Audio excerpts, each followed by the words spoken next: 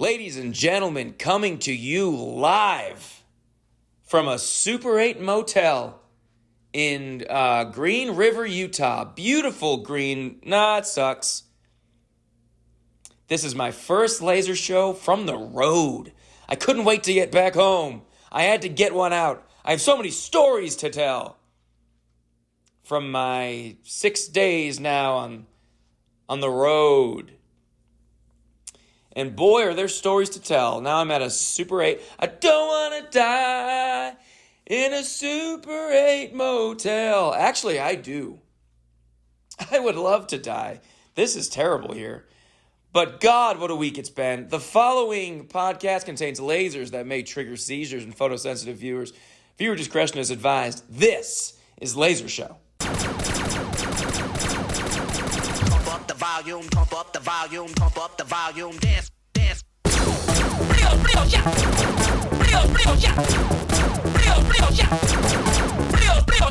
Hello, my sweet little sheeps and piggies. Hello, my little chickens and piglets. Here I am, recording this podcast into my phone. I hope the sound is okay. Sorry if it sucks. I tried to order a microphone on Amazon, but and get it delivered here to Green River, Utah, but it would have taken days and days. Nothing ever comes here. Amazon has never been here. They said, we can get you a microphone. You can Amazon Prime it, but it's going to take like 4 days because you're in Green River, Utah. So I'm just going to use my phone, and I'm just pacing around my hotel room 227 at the Super 8 Motel in Green River. And I can't wait to tell you how I've ended up here. I have begun my Mountain Mama Tour 2025. Oh, by the way, welcome to Laser Show, episode, 42 or something like that? I am your host, Gucci Greatness, the Fabergé Fiend, Dr. Drip, Guac Daddy himself, one-time employee of the month, three-time employee of the week, and second alderman of the 3rd Ward in Cass County, Missouri, Ryan O'Flanagan. Welcome in to another edition of the greatest podcast in Green River, Utah, Laser Show. Folks, I'm out here, I'm on the road. Usually when I do these little tours, comedy tours, once I get back home, I will record the podcast, break it into different legs of the tour. But I was like, why would I wait why do I gotta wait till I get home? Why not just bang it out now? I got a free night. I miss my laser heads. I've been out here for 6 days out on not in Green River, thank Christ. But I've been bopping all over, man. The Mountain Mama Tour 2025, 4 shows down. They've been pretty good. What is it, like 9 more to go or some shit like that? God help me. The biggest takeaway so far, the biggest thing that's been, the biggest nuisance is my neck is fucked up. Still, I talked about it in the last episode. I simply looked up from my phone whilst at the gym and threw my neck out. That was last Tuesday. That was 10 days ago. My neck is still proper fucked up. And it's the worst when I'm sitting down, which is what I'm doing every day for 5-6 hours on these long-ass drives through some beautiful parts of the country and some very, very not beautiful parts of the country. God, my neck sucks so bad right now. I don't know what to do. It harkens back to the original injury when my neck was really bad for a while, and then I kind of did some exercises and some physical therapy, and then it got mostly better, and now it's pretty bad. It's the worst it's been since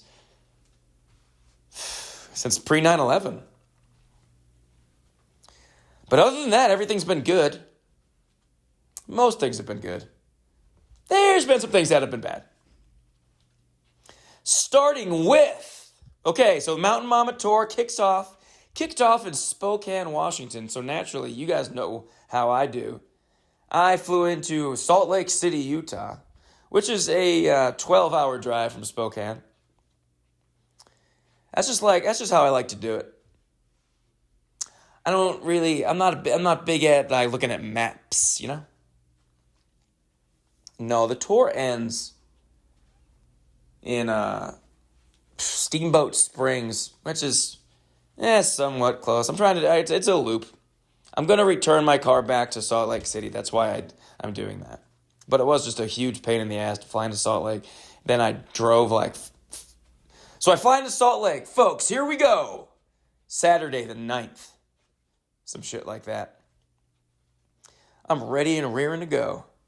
Oh, and I flew out of Burbank Airport. Is there anything better? Is there anything sexier on this earth, except for Swimmy Sweeney, than Burbank Airport? A 7 a.m. flight out of Burbank. The vibes are immaculate. Burbank Airport is so... I feel like the air feels good in there. I should work there. I should get a job there. Maybe at Guy Fieri's Steakhouse or something. The mood is just so good. I feel so happy when I'm in Burbank Airport. And I flew to Salt Lake City and I watched the monkey on the plane. Good, fun flick. A lot of disgusting deaths. So I was all horned up on this flight. Get to Salt Lake. I go get my rental car. And this rental car, I guess I'm a little behind on the technology. Because this rental car doesn't have any USB ports. It only has USB-C ports. Is that what cars are doing now? You can't just do that. You can't suddenly just make your new cars just have USB ports. USB-C ports. At the C-port. I went down to the C-port, and all they had was USB-C ports. You can't do that. I have an old iPhone. I have an iPhone 12. It doesn't have a USB-C connect. How am I going to plug my damn phone in now? You have to gradually introduce those things to your cars. You can have a USB-C port and a regular USB port. You can even keep the regular USB port hidden. Put it in the center console if you think it's so ugly. But you can't just start making cars suddenly, abruptly, with just USB-C ports. I get it. USB-C and their respective ports, they're prettier. They're prettier than a regular USB. Big, blocky, rectangle-ass port. Yeah, it's ugly. I can appreciate the transition to USB-C. But I was just in this car. I'm YouTubing 2025 Toyota Corolla. Is there a regular USB? And the internet says, no. Get with the times. Everything's USB-C now. So now I have no way to charge my phone in the car. So instead of being on my merry way and beginning this tour, day one, I'm driving from Salt Lake to Boise. Spending a night in Boise, then the next day, driving up to Spokane. That's the plan. So instead of just hitting the road, I got to go straight to goddamn Walmart. I had to go to Walmart in Centerville, Utah, and go to their electronics aisle. Granted, I did need to go to Walmart anyway. I like to get I start a tour, I go get my little groceries. Get a 24-pack of waters. Get a 12-pack of Red Bulls. Get an 18-pack of little trail mix packets. You know, the good stuff. Now I got to add to this list a USB-C to lightning cable cord, which I don't know if that even exists. So I go to the electronics section and I'm looking and I'm not finding it. And I finally flag down one of these nerds.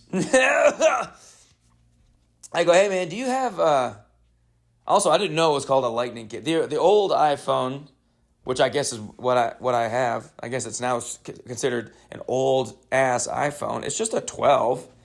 It's not that extinct.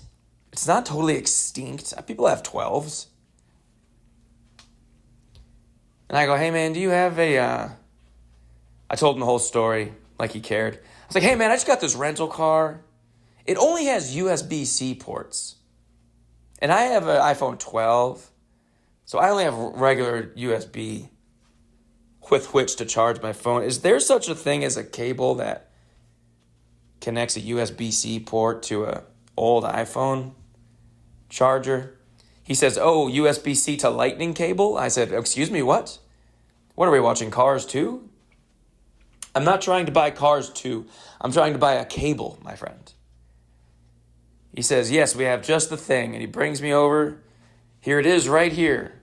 And it comes in a box. And it is a 10-foot long USB-C to lightning cable adapter. 10 feet long. And the thickness of, let's say, a red vine. Maybe 2 red vines. It's very thick. Thick, long, comes in just a sturdy box. I was like, I was looking for like a 3-foot long thing. Why is it so thick? I'll have to include a picture of it. It's pathetic. Takes up the whole damn car. But I get my USB-C adapter thing. I make it to Boise. That was night 1. Go to a nice little, I went to a yard house. Last time I went to yard house, I almost died. They give you whole yards of beer, and you have to drink them or they kick your ass. But I wanted to go to this yard house. It was in a nice little part of Boise called like the Village or something, in like Meridian. Very nice. Walked around, families, good time, pleasant first night.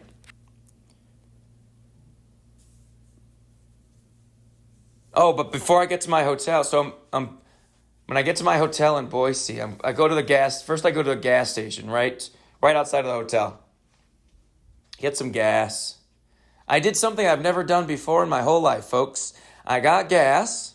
Don't believe me. I've gotten gas before. I'm pretty gassy. You should see this Little Caesars I have in this hotel room right now. God, Little Caesars is so gross. But there's nothing around in Green River, Utah. I'm so scared right now. But anyway, I get gas at this gas station. I also go in and I buy an ice cream sandwich. It's been so hot, dude. It's been over 95 degrees everywhere I've been. Some places have been over 100 degrees. So I got a chocolate ice cream sandwich. Like, it has chocolate ice cream in it. Can you even just close your eyes and just think about that for a second? Ugh. I was just feeling myself, you know? I feel like I deserved it. I just drove all the way. Salt Lake to Boise, and I love chocolate ice cream. And I'm such a big boy. I'm like such a big, growing, hungry boy. God, I love being so big. I love ice cream. And I ate my ice cream.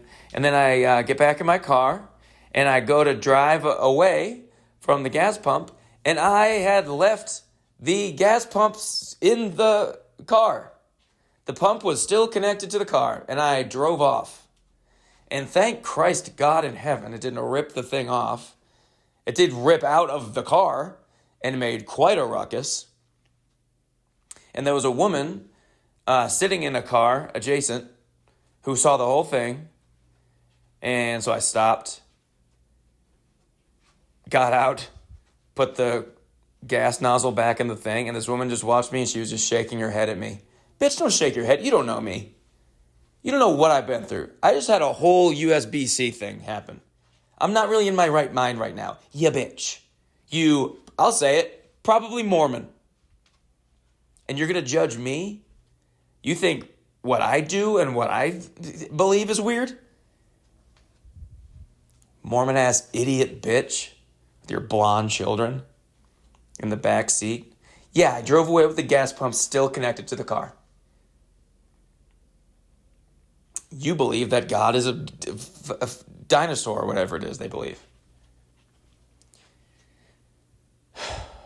Anyway, I get to my hotel. Nice little night in Boise. The next day I drive up to Spokane. That's a long-ass drive. And my neck hurts so bad. And I'm staying at a place in Spokane. So now I also don't have a show this next night. I'm just getting to Spokane so that I can, in the morning, film an overly excited tourist video. I get to Spokane. I stay at a place called the Steam Plant Hotel. It's under train tracks.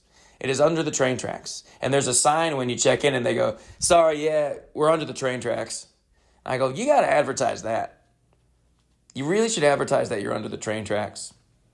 But it wasn't bad. They give you earplugs. They were polite. And then I went and got lunch at a place called 24 Taps. Because back in LA, we have a chain of bars called 33 Taps. Oh, I texted the boys. And I said, man, let's send them a picture of 24 Taps. I said, it's just not the same out here, boys. They said, oh my God, it's a pathetic number of taps. So we had a good laugh. And then I went and I was like, well, I might as well get lunch there if I'm going to make fun of it. And I went in and I got a pulled pork sandwich. And let me tell you, folks, what they lack in taps, they make up for in sheer amount of flies. This place was so gross. Very disgusting. Very, very nice, polite server. Great guy. Working in hell. It was like the jungle in there. Go back to my hotel. Blah, blah, blah. Get a little workout in. And then I'm going out in the town. It's nighttime. I decide to go walk around a little bit. Go see the town. Don't do that. Don't do that. Dude, Spokane is down bad. Spokane is fucked. The homeless population is unlike anything I have ever seen. And I was in Spokane 4 years ago, and it was not this bad. Not at all. Unless I just didn't notice or didn't go to the same parts of town. But everyone is homeless, and they're all crazy, and they're all strung out on fentanyl. I'm kind of jealous. And I decided to just walk down a street at night by myself. And I walked by like a fucking encampment.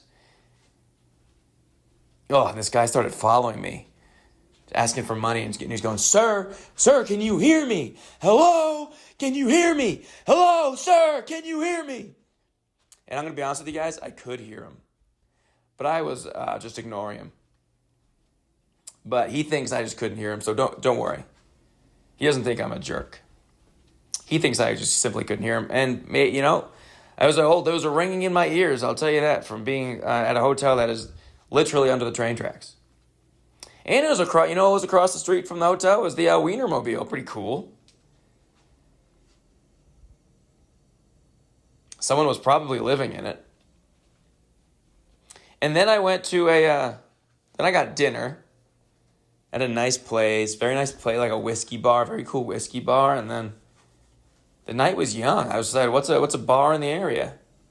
And I look up on Google, I find this speakeasy called Trust. And it's under the Chase Bank. And I thought, that's cool. I want to go check out a get one drink and then just go to bed. Let's not get cuckoo by myself. Though I will do that. I don't mind doing that at all. It's my final night before I start doing shows. I gotta enjoy myself. The great stress begins after this. And I can't figure out how to get into this speakeasy. I've heard that it's under Chase Bank. I walk in the address they give you leads you to a door that is locked. And I was just trying to get this door. I don't know if someone's going to come out and see me on the camera trying to get in or what. And I'm just like pulling the door. Hello? Then this guy comes out, and it's just like an apartment building, I think, above the Chase Bank. He comes out, and so I go in while the door is open. And I just start like walking up this staircase, nothing up there. Walk down the staircase, nothing down there. It's very spooky. And this isn't it. So I go back out, and the guy's outside, and I was like, I'm trying to find a speakeasy. And he goes, oh, it's you have to go in the alley around the corner, and there's a door, and you just open the door. I thought, oh, sorry, I just like broke into your apartment building where you live, and I was like walking up and down the stairs, pulling on doors. I'm sorry. Whatever this weird office building was, I don't know what it was. But then I go to this door in the alley, and I pull the door, and the door is connected via a connector to a second door, and so they open at the same time, and that was kind of a cool. Whoa! Do you think you're opening one door, and then the door behind it also opens simultaneously? Very cool effect. And then you walk down a hall, go down some stairs, you hear some noise, you hear some music, bada bing, bada boom, you're in a cool speakeasy, and it was a very cool speakeasy. They have like games down there. I got a drink called a paper plane. Delicious drink, and I played this golf video game by myself. Did pretty bad. And then I left. And then the next day was day number 1 of the actual tour. We're looking at August 12th. Spokane, big Spokane show. Nope, this is August 11th. Big Spokane show. But I start my day filming an overly excited tourist in Spokane. That's right. Joining season 3 of the Overly Excited Tourist, please welcome Spokane, Washington. I think it was okay. I think it was fine. I was going to do Missoula, but then I booked this Spokane show, and I guess I got to do a tourist video in Spokane now. I'd really rather not. Man, that town is down so bad. I didn't know if I could even talk about it on stage, make fun of it. I love making fun of a town when I go on stage. It's just easy, get cheap laughs. But the crazy homeless population was so bad, so prevalent, that I thought I don't know if I can even talk about this. It seems like a real problem. It seems not funny. This town is not going to be around. I guess there's just housing got too expensive a couple years ago, I guess. Okay. It doesn't explain why they're doing all this fentanyl, I'll tell you that. I don't get it. I don't understand how homeless people end up in places like Spokane. How do you end up in eastern Washington? I get why there's homeless people unhoused, in LA. If you ain't got a home, go where it's warm. What are these? There's so many homeless people in Spokane. There's going to be there in the winter? They're going to die. How do you end up there's nothing. Why would you want to be in Spokane if you're homeless? Get out of there. And I was saying that to them everywhere I went around town. Hey, you got to get out of here. It's going to get cold. But on this day, it was 97 degrees. I filmed the tourist video. The show was phenomenal. I made a bunch of money. It was a door deal, and I think it was 66 people, I think. 66 tickets sold. And so I made a bunch of money. In fact, some people came late, and they paid separately from the Eventbrite. And so the producer was like, hey, I got to Venmo you for that extra 4 tickets, which is going to be $80. And I said, dude, just keep it. That'll be a little fee to you. Because I made plenty of money. And I was able to pay the openers twice as much as I told them I was going to pay them. And the show was great. The audience was great. And there was a girl, the feature was a girl named Timmarie Maxwell, who has 200,000 followers on Instagram. And she lives in Coeur d'Alene. More on Coeur d'Alene later. But yeah, she's very, very successful and famous on social media. And she went up and she was like, hey, did you guys see that I met Tony Hawk yesterday on my Instagram? And everyone in the crowd is like, yeah. I was like, oh shit, they all know her. They were all there for her. maybe there was a few people there that knew me. Maybe. A handful. Oh, yes. Oh, Coin Puss. Yeah, there was definitely some people there that knew me. Shout out to Scott, who is the creator of the Coin Puss. I got myself a new Coin Puss. They were a sponsor, if you recall, of Laser Show. Shout out to Coin Puss. It's a coin purse that is a pussy, and you can fuck it if your dick is the size of a coin, which mine sure is. It's a Thomas Jefferson dollar coin, though. It's not exactly a Sacagawea. And the show was great. After the show, everyone just dispersed. And so I went to a bar. I was so hungry. I thought there was going to be food at this. Oh, yeah, there was, and I just didn't get it. That's what happened. So I went to this pretty college-y, shitty bar called Fast Eddie's. And because it said that they had food online, and I went in, and I said, "Is your kitchen still open?" And the girl who was bartending is like, "Yeah, I can go make it something for you." And I was like, "It's you? It's dirty woman." She said, "What do you want?" I said, "I'll just do look at the menu's pretty bare bones, just like chicken tenders, shitty like bar food." And I was like, "I'll just do a hot dog." And she goes, "We only have footlongs right now. Is that okay?" I was like, "A fucking foot? Sure." And she goes, and she comes back out with a foot-long hot dog on a not foot-long bun. They never are. I don't think they make those. I guess they have them at Subway. That's a roll. That's not a bun. Once it is a foot long, that becomes a hoagie roll, a Subway roll. They famously have foot-long bread there. But it was so gross. I had to eat. It was so much hot dog meat. It was so much hot dog meat, and I had to eat it. And it was just so meaty. It was so thick. It was the thickness of probably like 20 red vines,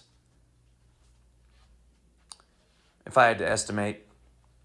And as I'm sitting there, I wrote this down. I wanted to remember to tell you this. There was this girl sitting near me at the bar, standing. I couldn't tell if she worked there. She was kind of halfway, like, behind the bar, kind of like on the side-ish. And she was talking to the security guy there, or the bouncer, whatever, guy checking IDs. He came over and he was hanging out at the bar. And she was talking to him. And she says, "What's your name, by the way?" Oh, so she must not have worked there, because she asked this guy what his name is. So I wrote this down. She goes, "What's your name, by the way?" And he goes, "Steven." And she goes, "Siphon?" And he goes, "Steven." And she said, "Oh, I thought you said Siphon." I was like, "Wow, that's such a cool name." And he was like, "No, it's just Steven." And then she said, "Can you siphon the black people out of here?" And he went, "Oh my God." And she went, "I thought that was cool to say."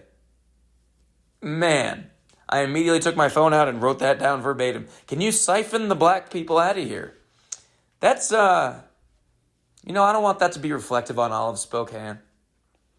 There's some wonderful things about Spokane. It has the world's the nation's largest urban waterfall. Can you believe it? It's got a garbage goat. It's a goat in the park that you press a button and it sucks up like a vacuum and you can put your garbage into its mouth. Dude, I bet homeless people are putting their dick in that goat's mouth. I mean, I did it, and I'm not even homeless yet. There's just a metal goat in the park that you can press a button and it'll suck. It'll just suck, and it's right at crotch level. People are face fucking that goat, as they damn well should. You live there. Take whatever pleasure you can from that damn town. It was so hot. I started doing a little. I was trying to think of some local jokes, and I was like, "What?" I started doing this. Boy, it was so hot today, and people will go, "How hot is it? How hot was it?" And I go, then I make some dumb like local reference. It was so hot today, I saw the garbage goat swimming in the river, you know? Super, like, bad jokes, but local references that local people, it just gives them a little chuckle because I'm referencing their town. And it went so well. All my how hot is it jokes. I thought, dude, I am just going to do that everywhere I go. And I have. And it's been a smash hit. And so I hope it stays hot. I got 9 shows left. I'm hoping it stays friggin' hot so I can go, man, it was hot today. It was so hot. What do I got next? Grand Junction, Colorado. Oh, God. I've been told it's going to be beautiful, but methy. Huh.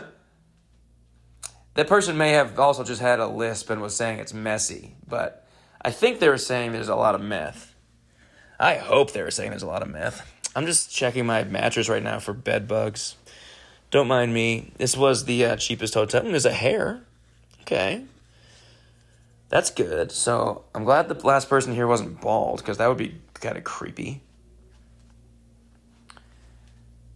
This mattress ain't gonna be doing no favors for my neck. That's for sure. This thing is an odd angle. You guys hear it? You guys listen to this.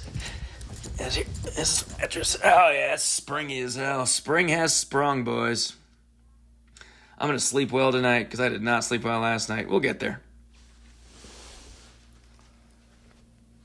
Anywho, Spokane. A guy came to the. Oh yes, of course. Yeah. Oh my God, there was plenty of people there that knew me. There was a guy there wearing an IRS shirt. I'm gonna post that picture.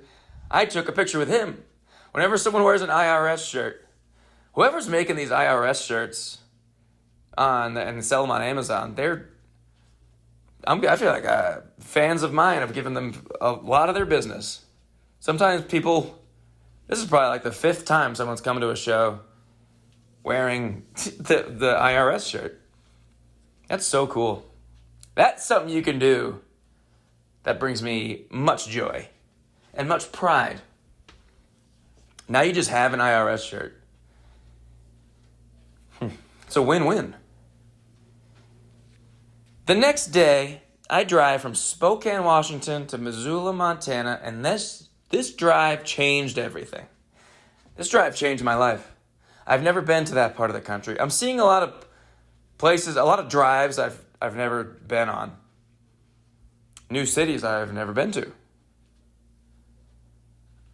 I've been to Spokane, I've been to Boise, but I've never made these drives before. And the drive from Spokane to Missoula, Montana was one of the most beautiful drives I've ever experienced in my life, and I may want to move there. Northern Idaho might be where I end up, folks. I might be a Coeur d'Alene guy. Like the Kardashians. The Kardashians have a home up there, don't they? It is so nice up there, and it's so lush. Then you get into Montana. Oh, it's lush, beautiful mountains. There's so much outdoorsy shit.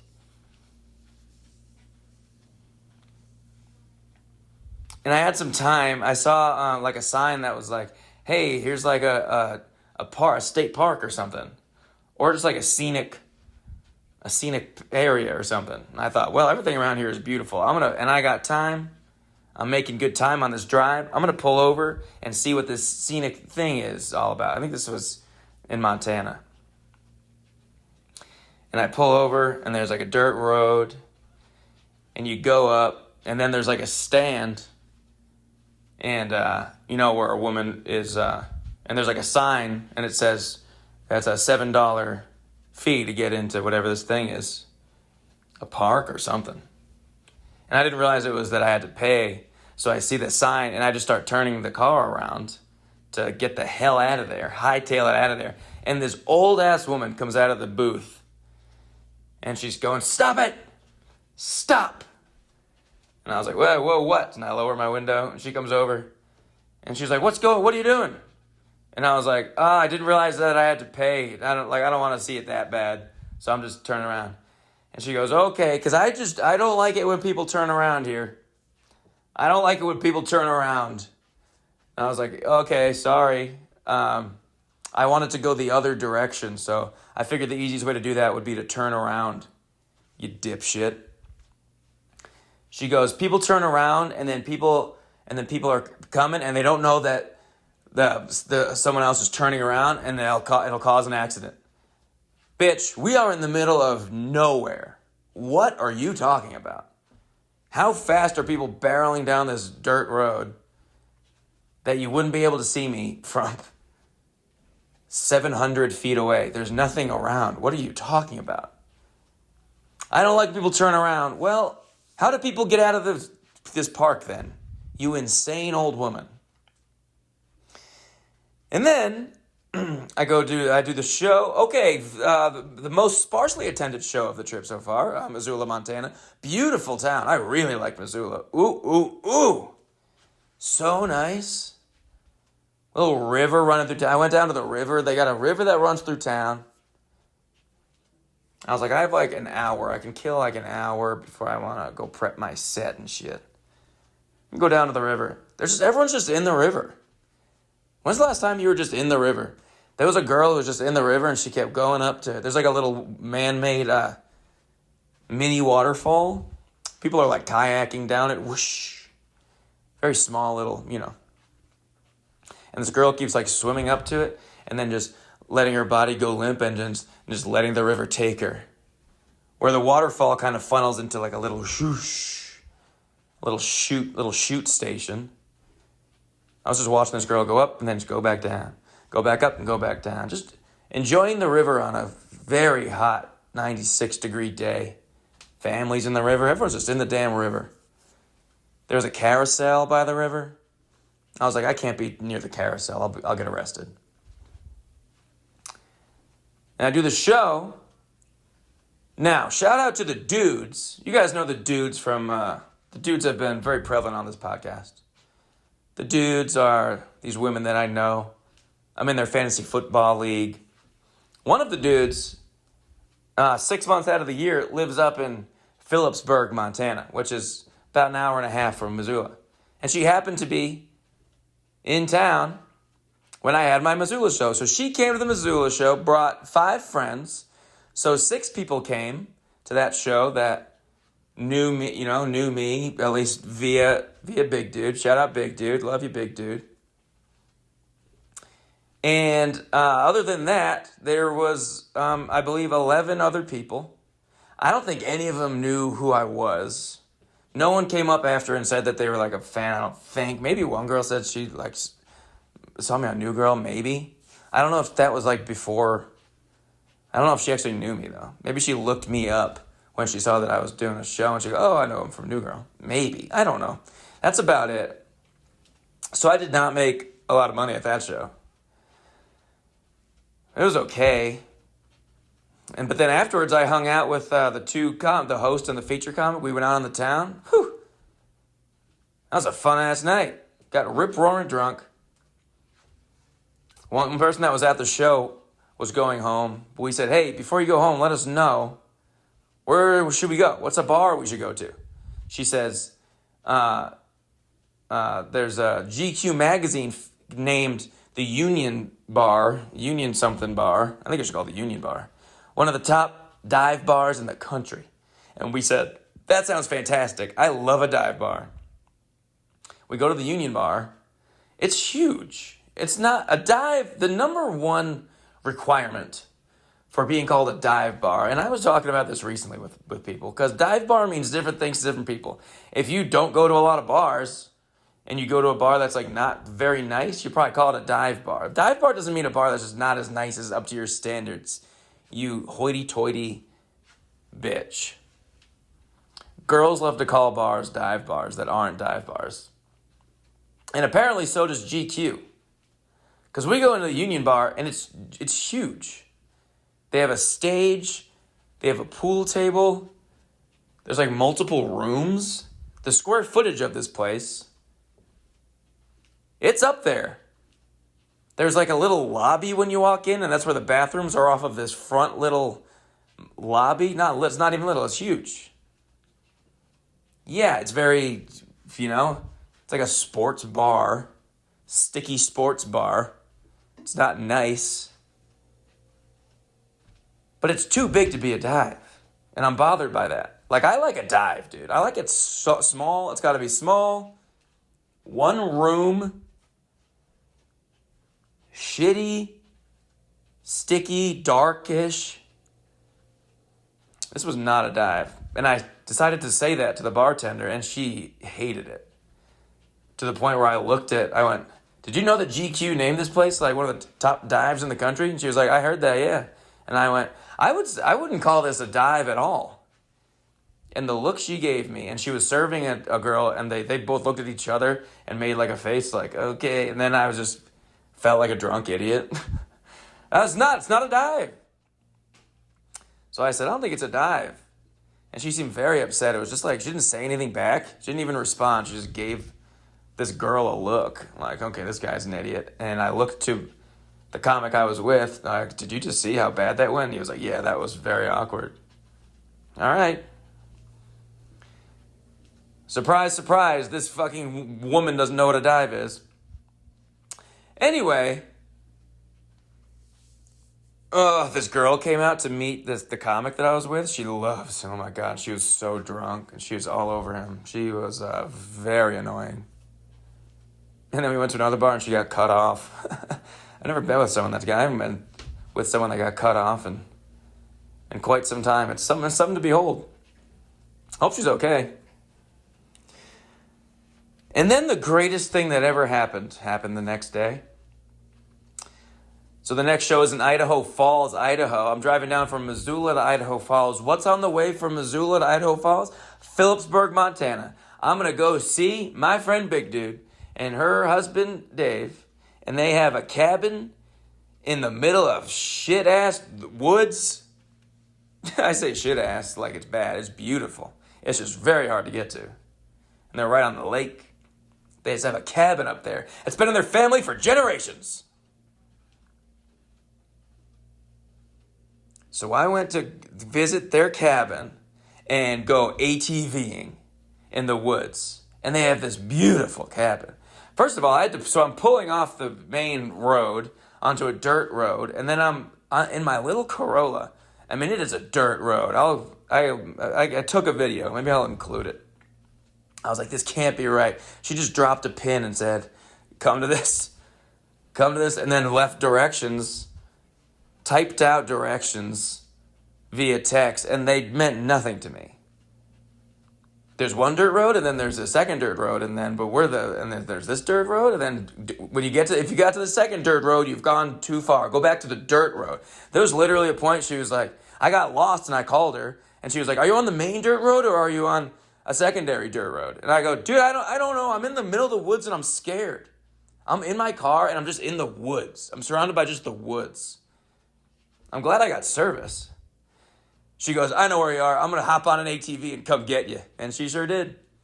She's barrels ass out of the woods on an ATV and says, follow me. I was like, it's crazy that she really undersold how much my car was going to be driving through the woods. The dirt and the woods.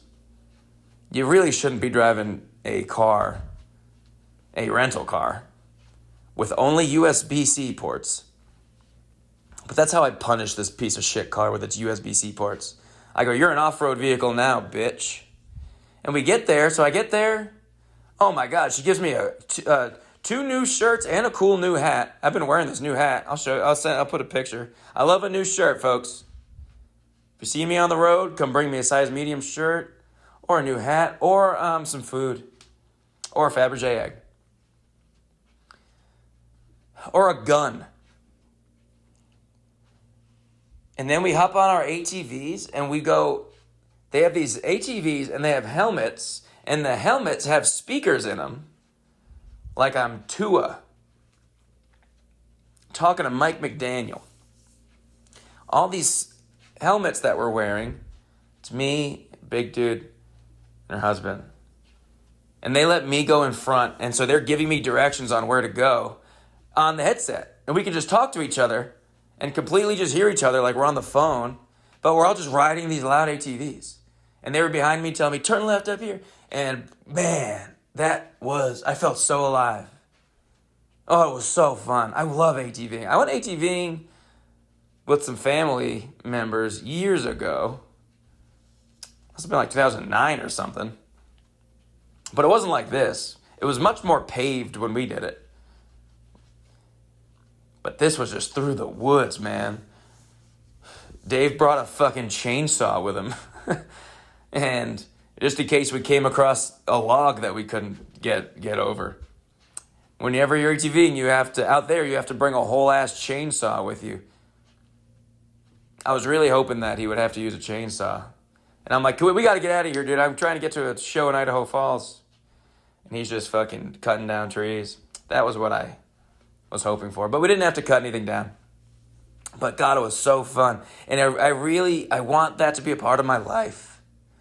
I want to have at least like an Airbnb maybe that I can manage and rent out. Just somewhere up there in Montana or Wyoming or Northern Idaho. And just be able to just go there and ATV and go fishing and go kayaking. I don't do any of that shit ever. I'm not outdoorsy ever. And it's so fun. I like it so much. And that was so cool. I got to just go to this Montana-ass cabin. Shouts to Big Dude, though you are going down. All of you bitches are going down in the Fantasy Football League this year. I'm sorry. My lasers are so focused right now. I'm winning this league. I've never been more sure of a thing in my life. Except for my sexuality, which is straight. I know it. I know it. Come on, Ryan. Come on, Ryan, you're straight. And then I drive down. Oh, and she makes me a damn tuna melt.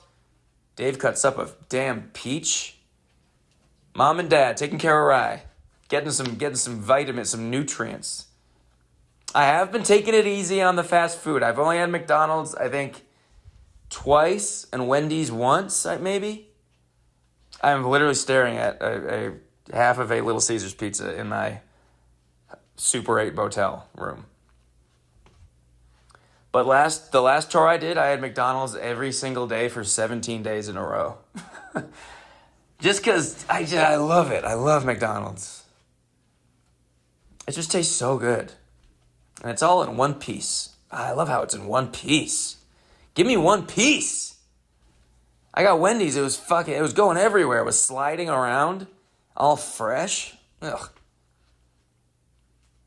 I'm not getting fast food because it's fresh. I want it fast. I want to eat it really fast because it's so yummy. Anyway, I drive to Idaho Falls. Idaho Falls. Yeah, coming down into Idaho. God, that drive is so lame. Southern Idaho it fucking sucks. Pretty bad.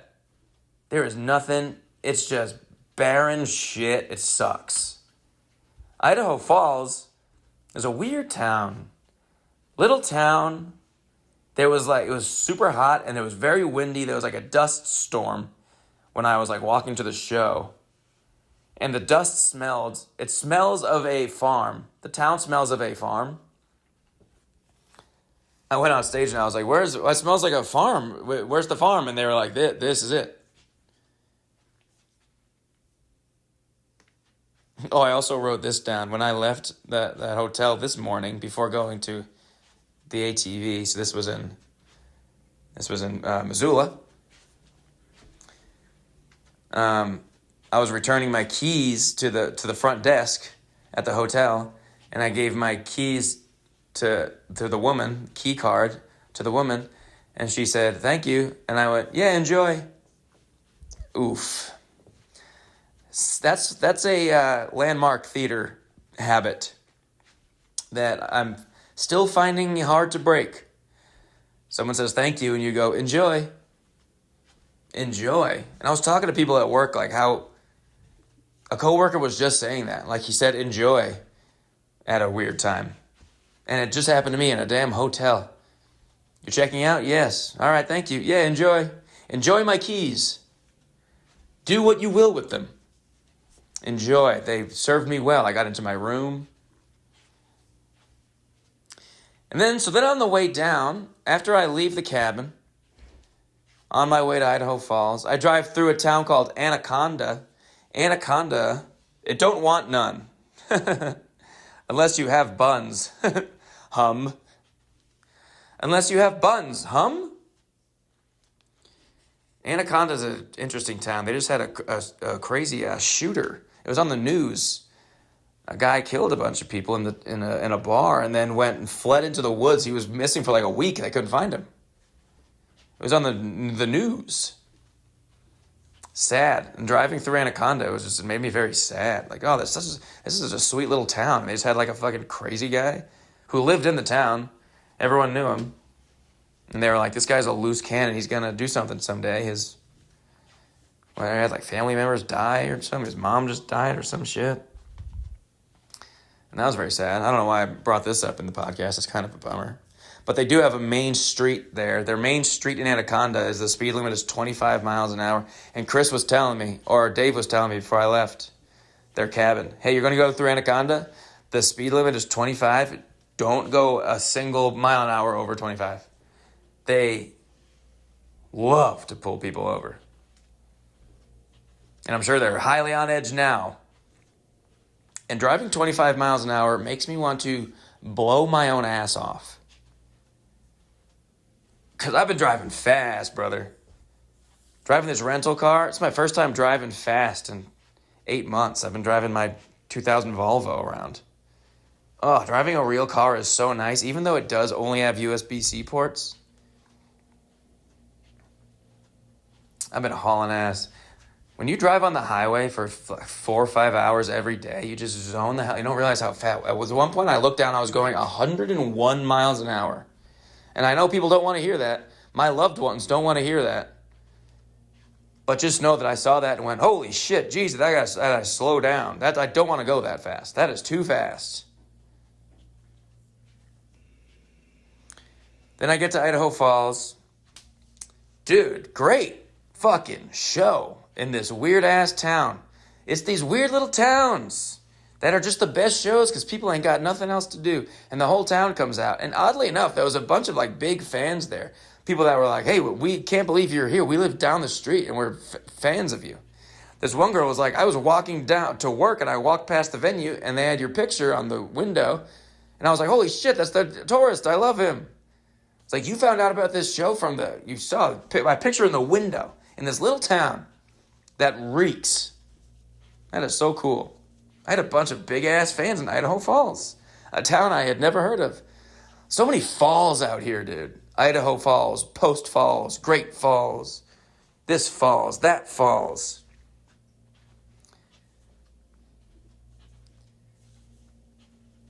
You know what falls is my damn faith in the city naming industry, huh? if you are to catch my drift.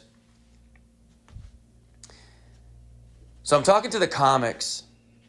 I'm talking to the host of the show. And I'm like, what's the scene like what's the comedy scene like here in Idaho freaking Falls, dude?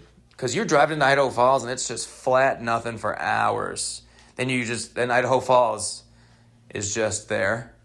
I'm not going to say it rises up out of the horizon. It never rises up. You're just suddenly, okay, well, there's a couple buildings around. It's not a bad town. They have a nice little waterfall. That is the falls. It's man-made. It's like a dam. But it's nice. It's like a big river, the Snake River. I'm sure when it's not 100 degrees, it's okay. But it was unfortunately 100 degrees. And I was talking to the comic. I was like, what's the scene like? He's like, there's an open mic here. And I was like, is there any other mics in town or shows? And he was like, they do a mic sometimes in Pocatello. And I go, oh, is that a bar? And he goes, no, it's a town about an hour away. Oh, that broke my heart. Yeah, they do an open mic here sometimes. Then they also do one sometimes in a town that's an hour away. And they said sometimes. Sometimes you go and there's not enough people to sign up, so they just don't do it.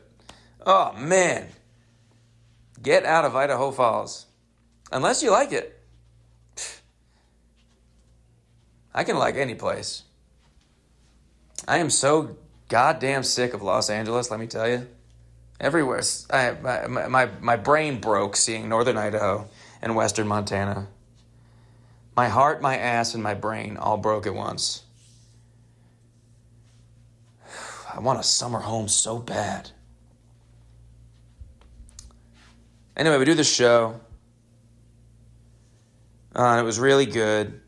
Then there's a speakeasy, another speakeasy below the venue. And so we went there, me and some of the other comics and the guy that put the show together and some friends went down there. And then afterwards went back. It was fine. I'm not really trying to go to it was super swank. Like they made you wait outside.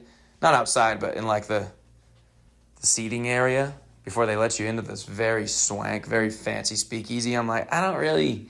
It's cool that it's right below the venue, so like you want to support it because they're like sister companies. The Downtown Event Center, which is where the show was, and this bar called, I forget. Oh, the Soiled Dove. Like a dove that just shit itself. And it turns out soiled dove was an old term for a prostitute. And so it's all this prostitute themed stuff. And then they charge you $1,500 for a gin and tonic. And I was like, yeah, this is fine. I'd rather go see like Idaho Falls though. Like I want to go to like a shitty dive. I don't want to go to a swank speak. I like a cool divey speakeasy. That's fun. Kitschy, but not like a super fancy one. It was very nice, and they had really good food. But then afterwards, we go up, putting my stuff in my car, saying goodbye to the comics. And then I remember, oh shit, dude, I left my tripod. I was filming my set. I left my tripod in the club. And I was talking to this comic, and he was like, oh, you can just go back. You can just go back and get it. You can go in the back alley. The door should be open. I was like, all right. And said goodbye. Have a good night, man. Let me know if you're ever in LA. That's something that I say to people that I don't particularly mean. Because I know they're probably never going to come. I'm going to come. Do not come. But I said, okay, I'll go get it then. And now it's just, so I'm just by myself. It's like, I don't know, 11? 10? Yeah, maybe it's like 10? 10:30 p.m. in Idaho Falls. It's very quiet. It's still pretty windy. And I'm by myself. I go back to the club. I just try the front door, and it's just open. It's just I don't want to put them on blast, but I guess they don't lock their doors. You don't have to lock your doors in Idaho Falls. That's cool. We never locked our doors growing up. We didn't lock our front door of our house on Valley Street. No way. That'd be gay.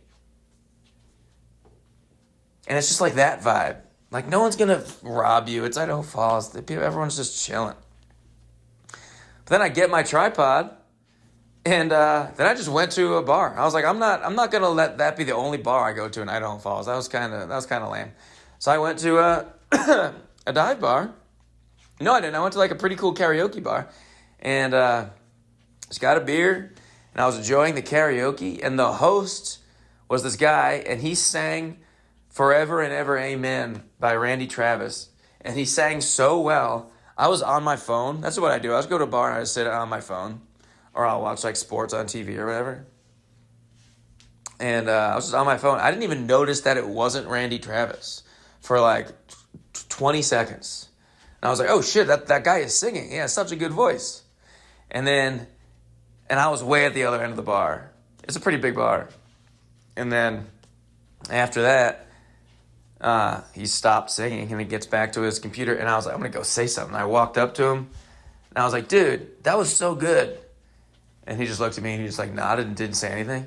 And I shook his hand, I was like, put her there, pal. And he did not want to shake my hand. He did not like that I was talking to him. And I was like, dude, I was on my phone, and I didn't even notice that wasn't even really Randy Travis. So, yeah, you got a great voice, man. And he just went, yeah. I was like, all right. And I just went back, sat down in my seat. Sat next to this couple. They were really nice. I was talking to them. There was a girl who was like from Pasadena. And I was talking to her and her boyfriend. Got their Instagram. I'm always getting people's Instagrams. Hey, man, remember that time we met at that random karaoke bar in Idaho Falls? I would like to keep in touch with you. They were nice people. Got their Instagrams. Went next door. There's one last bar in town that's still open late.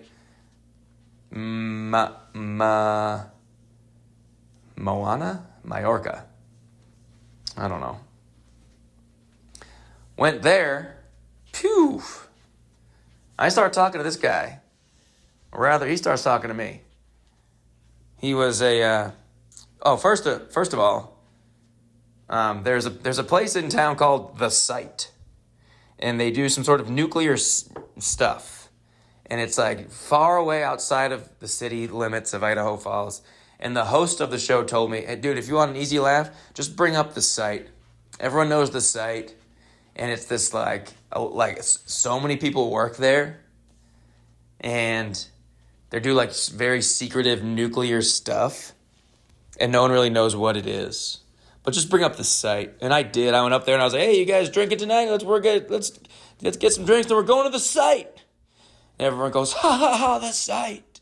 What is it? No one knows. So anyway, fast forward to this final bar of the night. Now I'm just by myself having a good time. Start talking to this guy.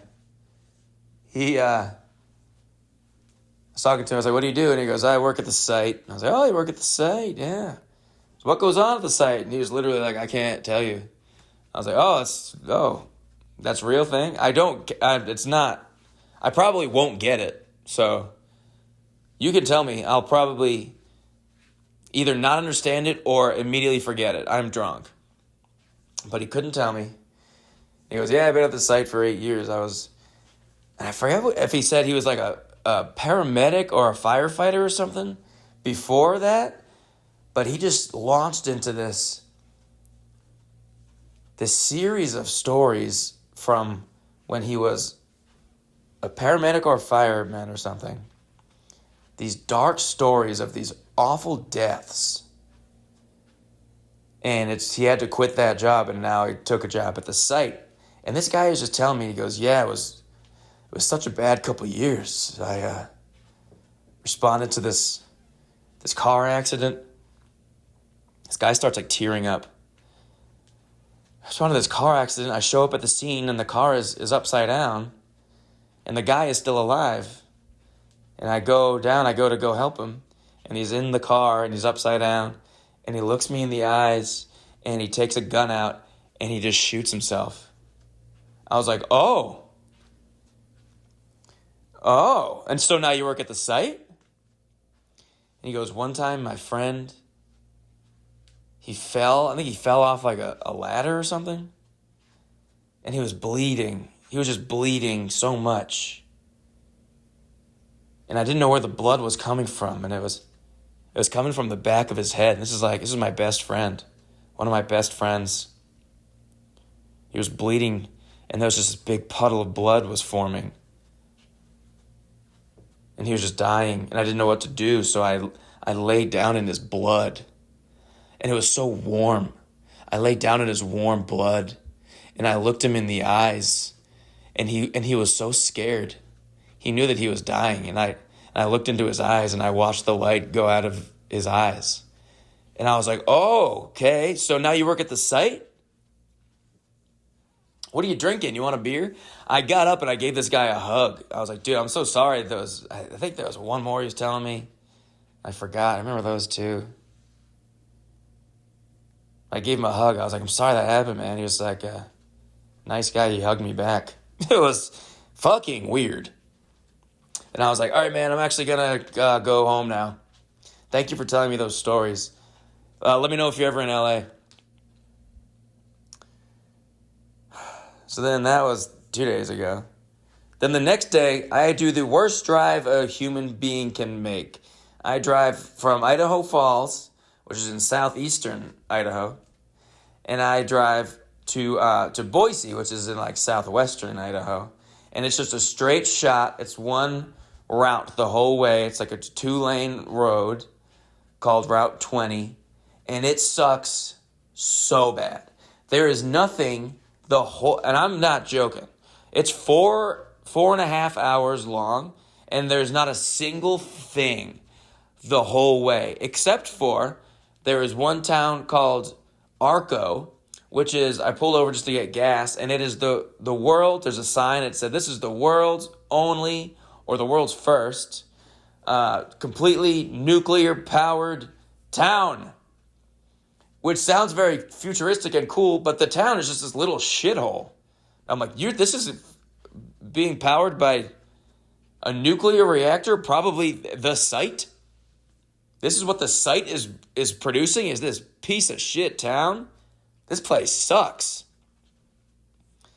So I saw that. This is the beginning of the day. I have four hours to go, and I'm pretty hungry.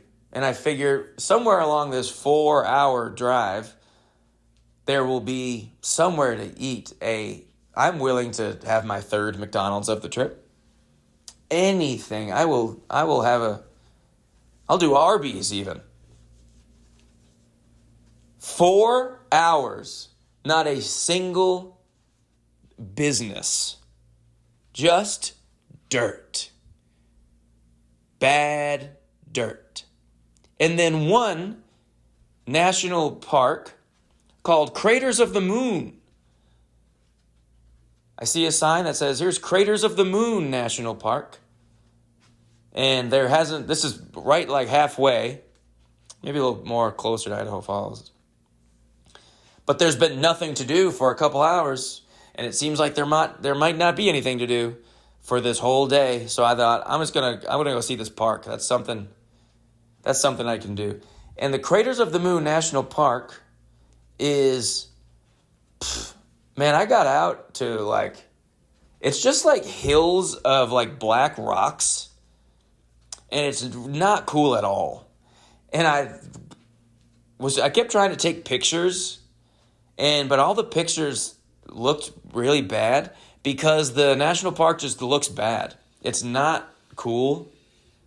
It's not particularly interesting. It's these black rocks that they're volcanic rocks. I guess they're old lava or something, which I don't get because there's no volcanoes. There wasn't even a Wendy's. And apparently NASA scientists used Craters of the Moon National Park to prepare for doing stuff on the moon because the terrain of the park is very much like the moon.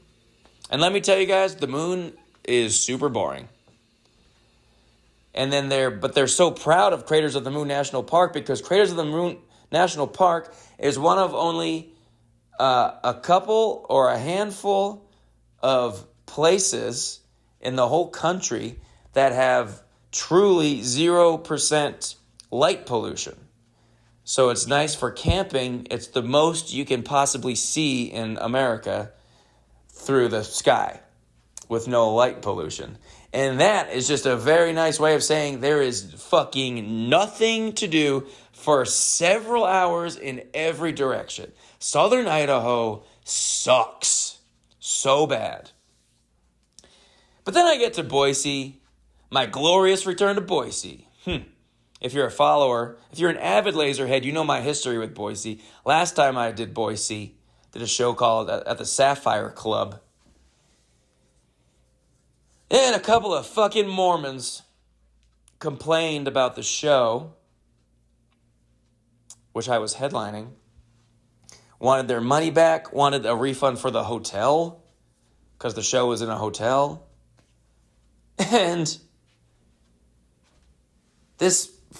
the hotel, they really overreacted. They stopped doing comedy shows after that. They never did a comedy show again. And I was like, I swore a few times. It was supposed to be a clean show, but then the opening comic, who I found on Instagram, I didn't know. I just asked around if anyone knows any Boise comics. This trans comic goes up and was super dirty and what killed, absolutely crushed.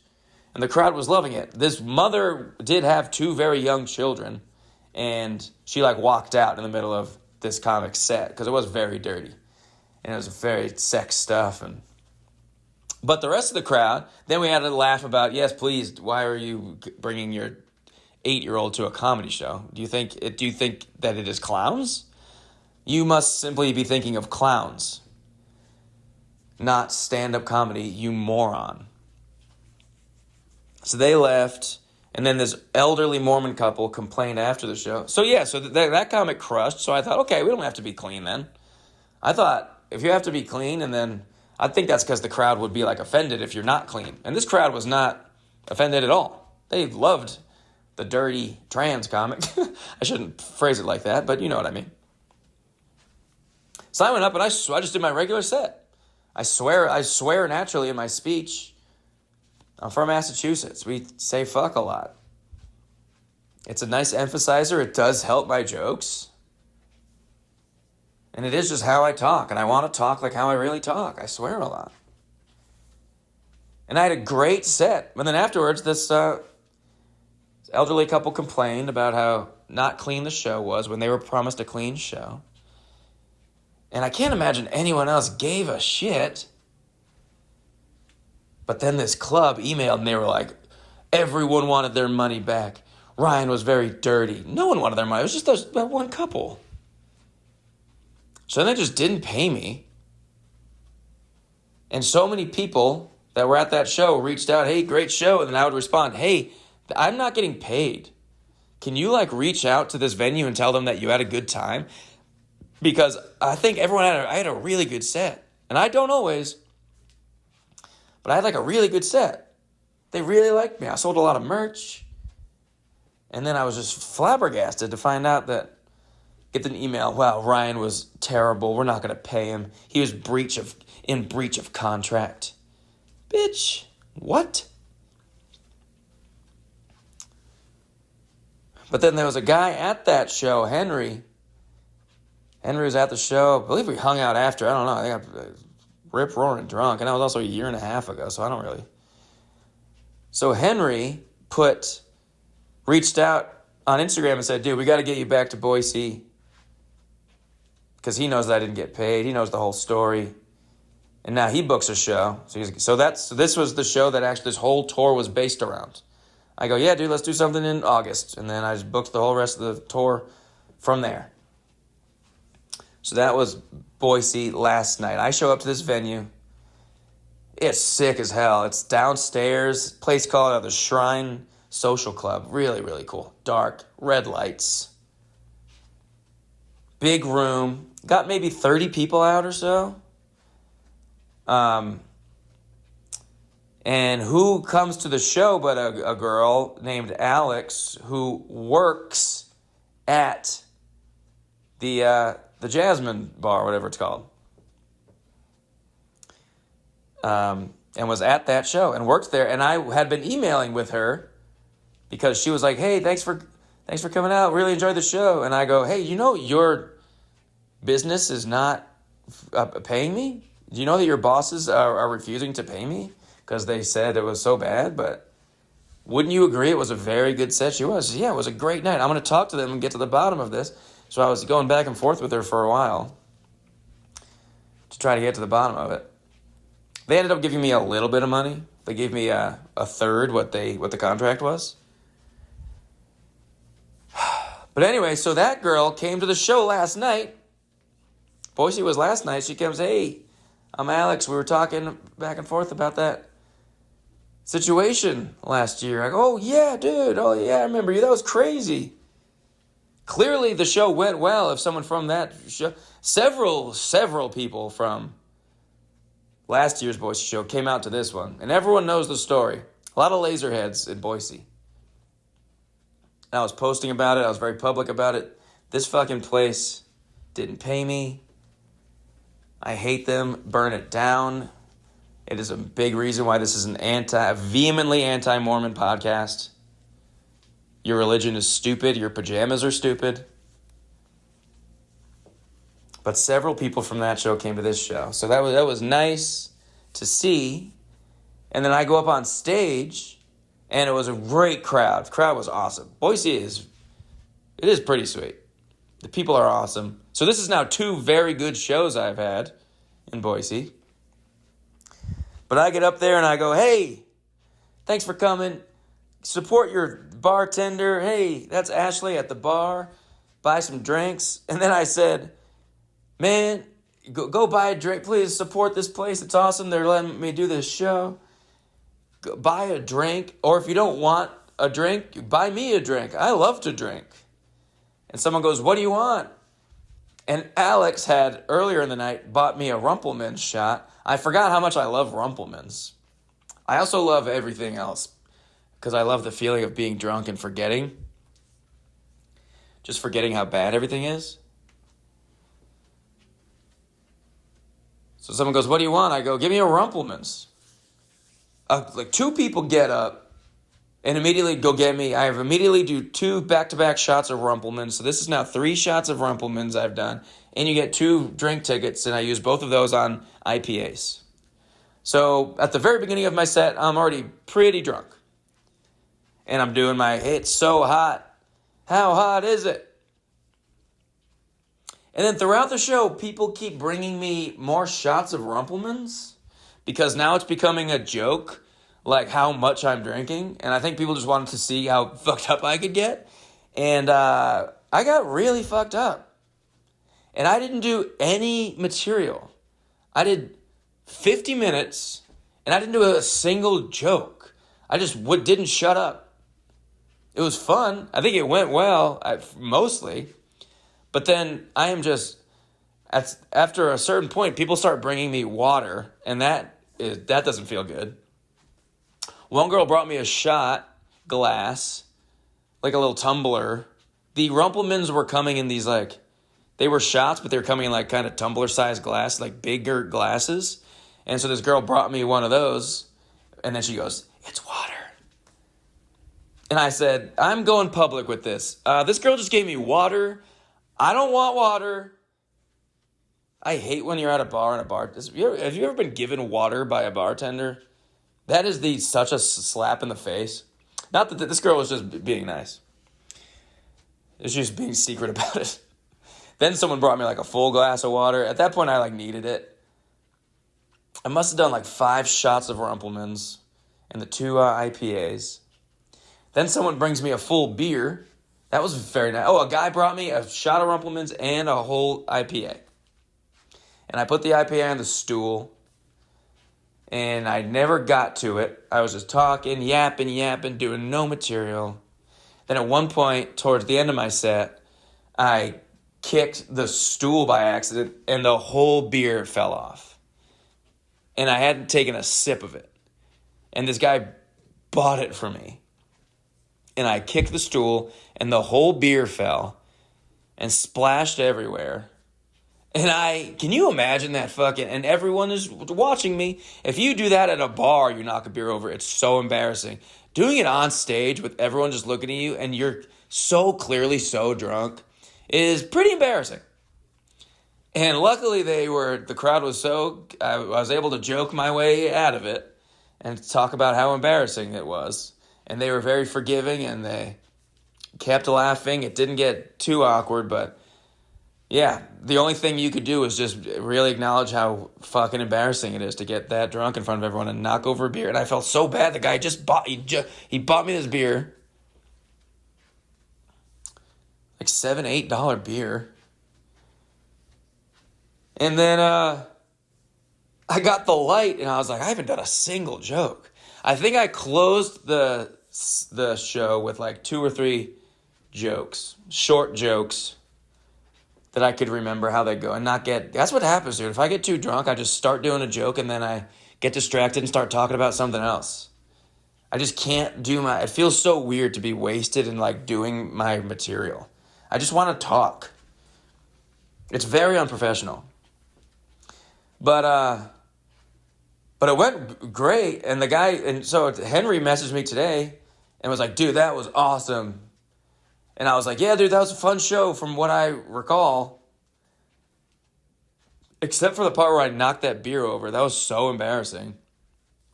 But I was like, dude, fun show as far as I remember. And he was like, yeah, dude, you didn't do any jokes and it was awesome. I was like, I'm glad you feel that way, or at least you're saying that.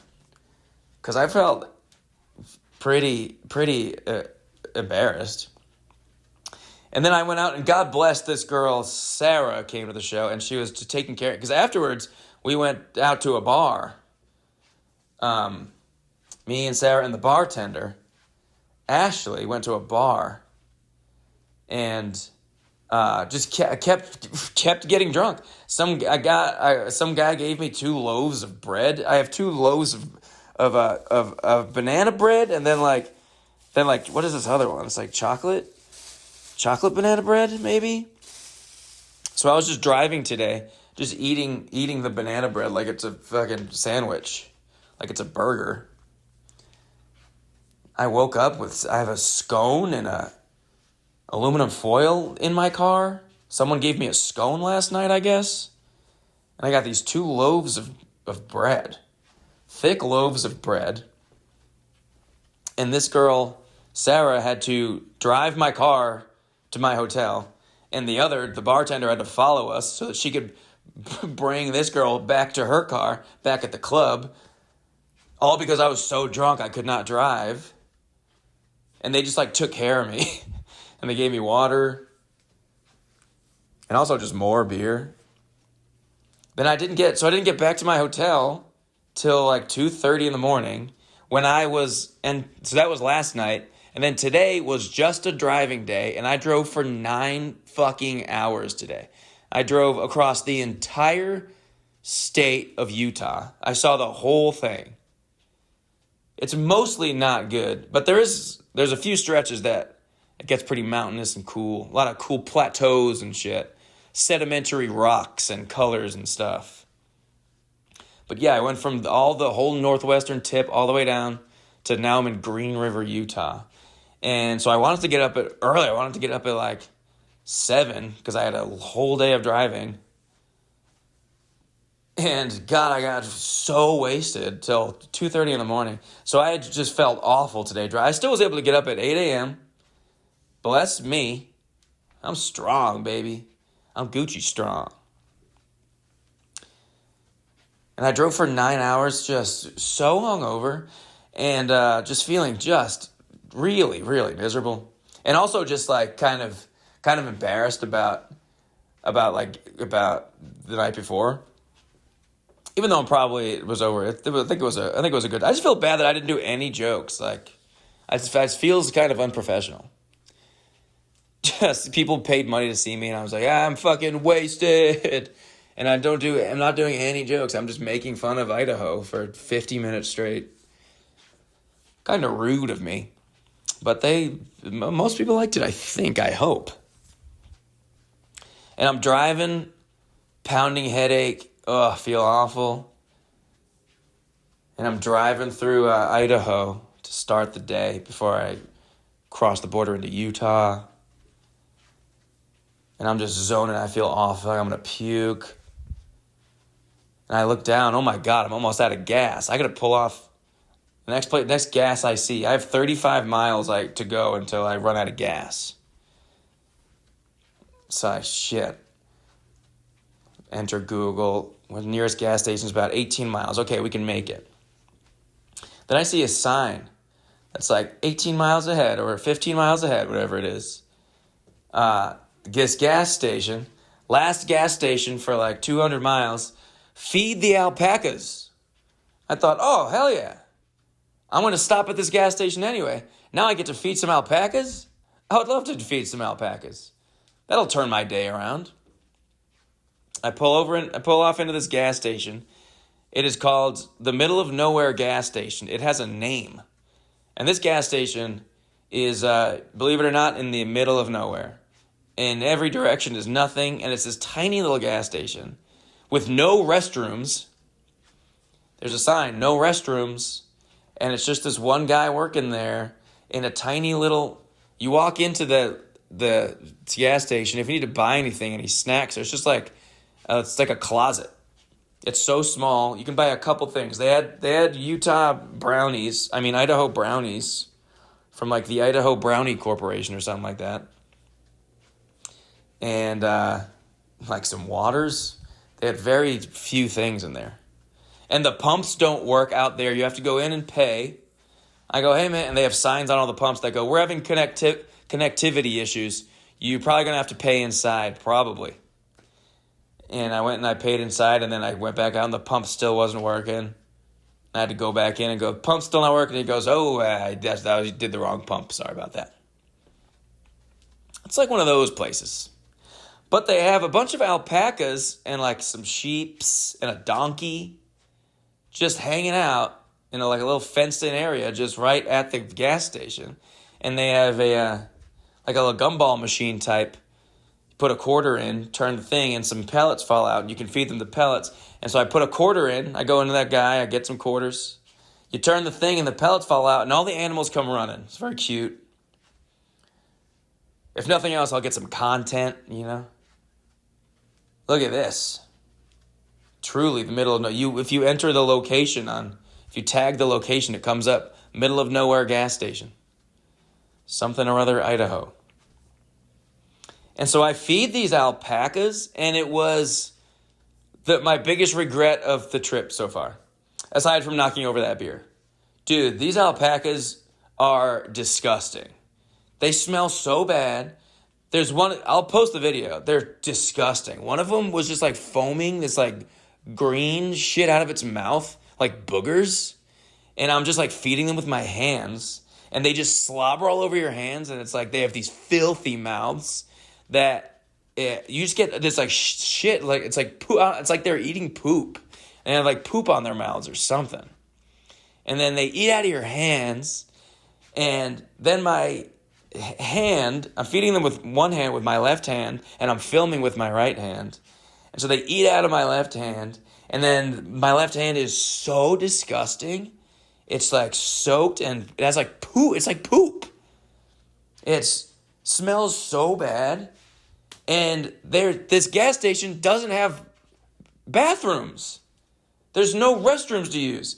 So I just have to go to my car. I have some like napkins in my car so I can like dry my hand. But then I have to just get back in my car and keep driving. And my hand fucking reeks.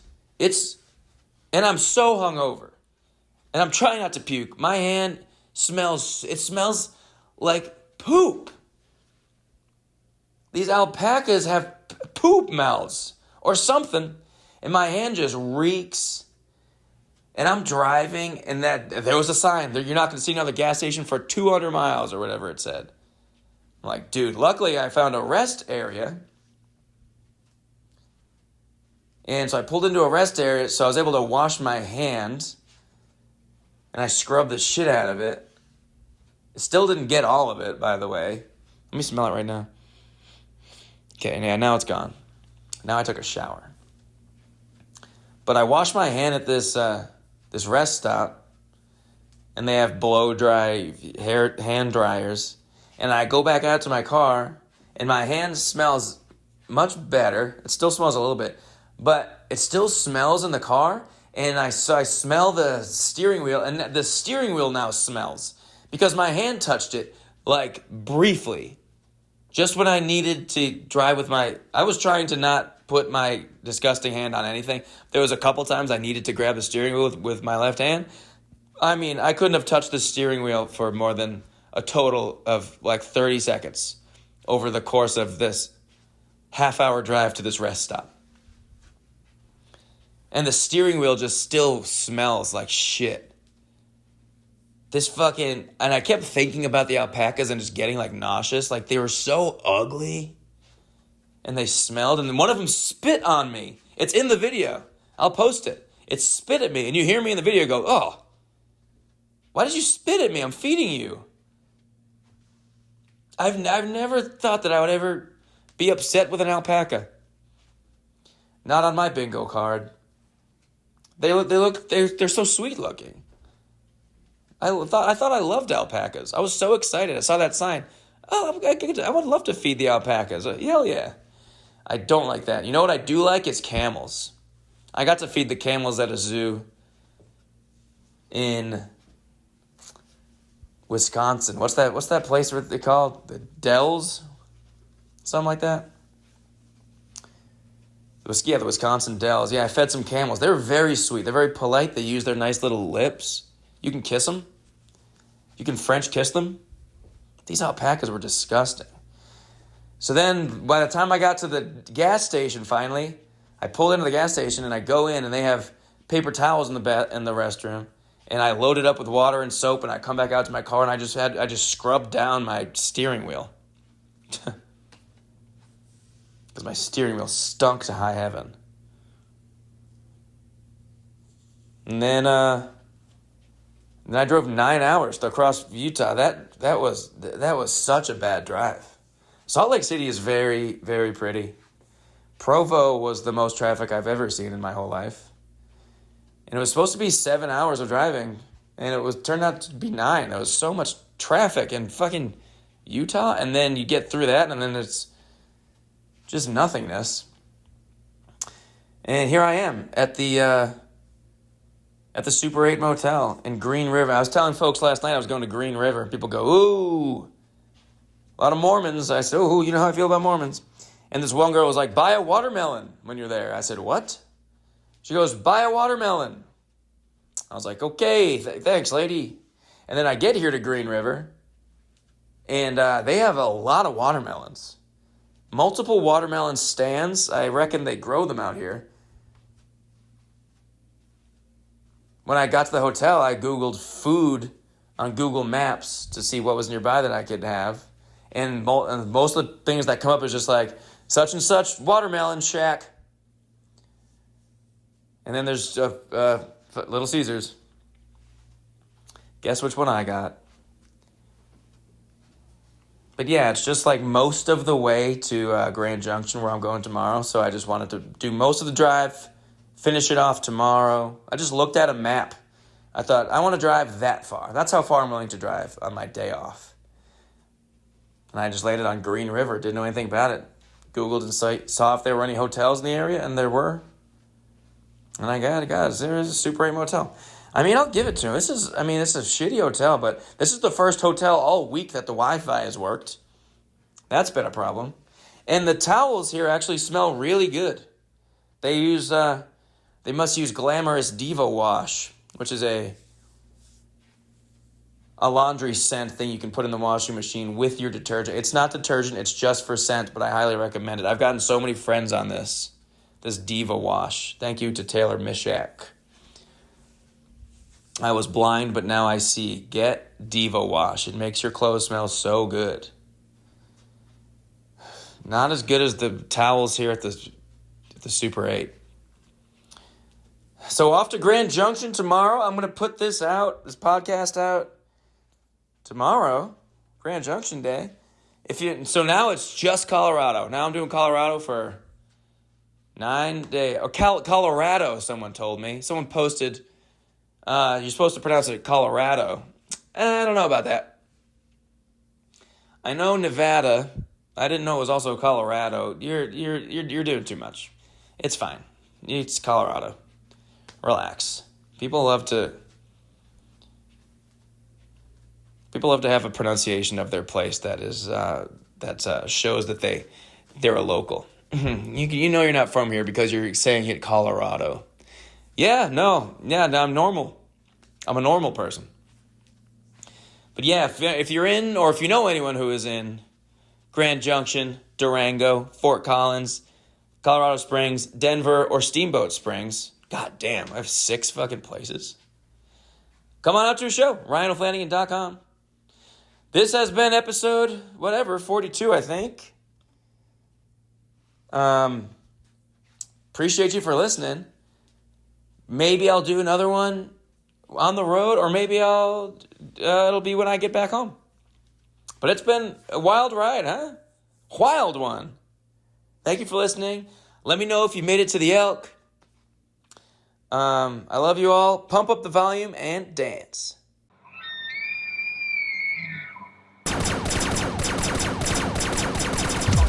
volume, pump up the volume, pump up the volume, dance, dance. Real, real, yeah. Real, real, yeah.